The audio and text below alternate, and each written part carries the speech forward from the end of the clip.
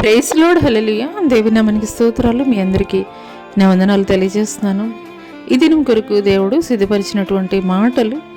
ప్రియ సహోదరి సహోదరుడా, నీ జీవితంలో నీవు ఎదుర్కొంటున్నటువంటి పరిస్థితులను బట్టి నా జీవితం ఇంతేనా, నా బ్రతుకు ఈ రీతిగానే నేను గడపవలసి ఉంటుందా, ఈ రీతిగానే అప్పుల ఊబిలో నేను కూరుకునిపోయి నిందలు అవమానాలతోటి నా జీవితాన్ని కొనసాగించవలసి ఉంటుందా, ఇదే రీతిగా నీవు ఎదుర్కొంటున్నటువంటి పరిస్థితులను బట్టి, లేదా నా జీవితం ఇంతే ఇక మారదు అనేటువంటి ఒక వ్యతిరేకమైనటువంటి ఆలోచనలు అపవాది నీలో కలుగజేస్తున్నట్లయితే పరిశుద్ధాత్మ దేవుడు ఈ యొక్క ఉదయకాల సమయంలో నీతో మాట్లాడుతున్నారు.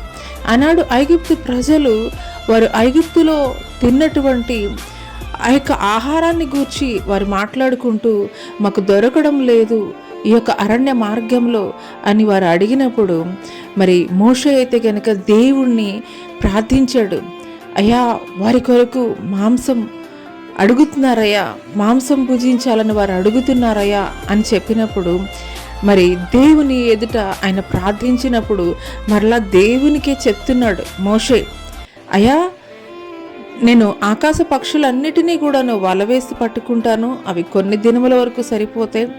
తర్వాత మరి సముద్రాల్లో ఉన్నటువంటి జలచరాలన్నిటినీ కూడాను నేను పట్టుకుంటాను, అవి కొన్ని దినములు వారికి సరిపోతాయి. మరి ఆ తర్వాత పరిస్థితి ఏమిటి అని దేవుణ్ణే ప్రార్థించి అడిగినటువంటి మోషే మరల దేవునికే సలహా చెప్పేటువంటి ప్రశ్నించేటువంటి స్థితిలో ఉన్నప్పుడు దేవుడు మాట్లాడుతున్నటువంటి ఒక చక్కటి మాట ఏంటో తెలుసా? యెహోవా బాహుబలం ఏమైనా తక్కువైనదా అని మాట్లాడుతున్నారు. హల్లెలూయా. నిజమండి, అనేక సార్లు మన చేతిలో ఉన్నటువంటి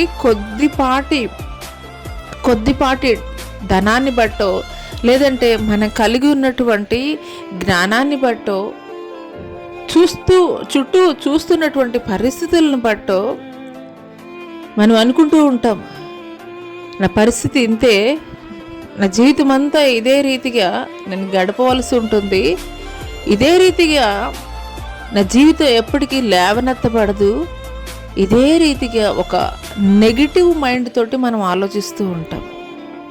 దేవునికి అసాధ్యమైనది ఏదైనా ఉన్నదండి? ఖచ్చితంగా అయితే కనుక లేదనే చెప్తాను. ఎందుకనంటే కనుక మన పితరుల జీవితాల్లో చేసినటువంటి అద్భుతాలు, ఆశ్చర్య కార్యాలు నేటికి కూడా సజీవముగా ఉన్నటువంటి దేవుడు సజీవులైనటువంటి మన కొరకు చేయడానికి సమర్థుడైనటువంటి వాడిగా ఉన్నాడు. ఆనాడు ఇజ్రాయేలు ప్రజలు వారు మాంసాహారం తినడం కొరకు అడిగినప్పుడు ఆయన ఆకాశము నుండి పూరేళ్ళని పంపించినటువంటి గొప్ప దేవుడు. వారు ఇంకా మాకు వద్దు మాంసాహారం అనేంత వరకు కూడాను వారికి దేవుడు సంతృప్తిగా మాంసాహారం ఆ పూరేళ్లను కురిపిస్తూనే ఉన్నాడు. హల్లెలూయా. అంత మాత్రమే కాదు, అరణ్య మార్గములో ఎడారి ప్రాంతంలో వారి కొరకు బండరాయిలో నుండి ఒక నదిని వారి కొరకు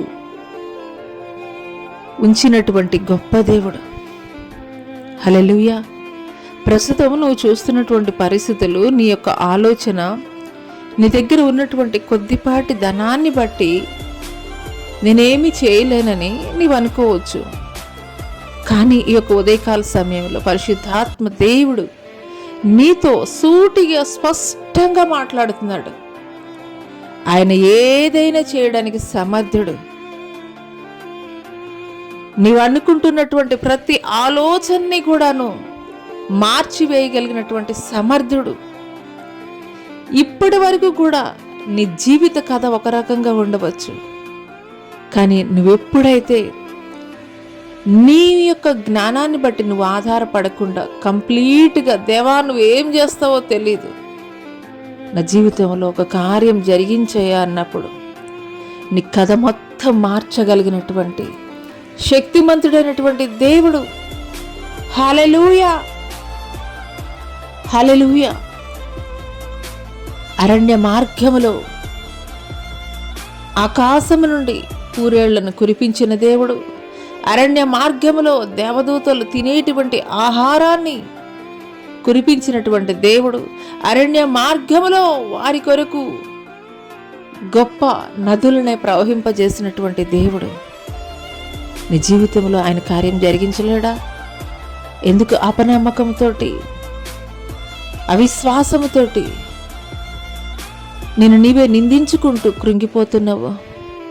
ఖచ్చితంగా నీ పితరుల జీవితాల్లో చేసినటువంటి అద్భుతం ఈరోజు దేవుడు నీ జీవితంలో కూడా జరిగించబోతున్నాడు. నీ కథ మొత్తం మార్చివేయబోతున్నాడు. నమ్మకం మాత్రం ఉంచు.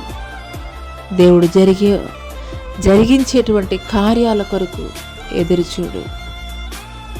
అట్టి కృప దేవుడు నీకు దయచేయనుగాక. ఆమేన్.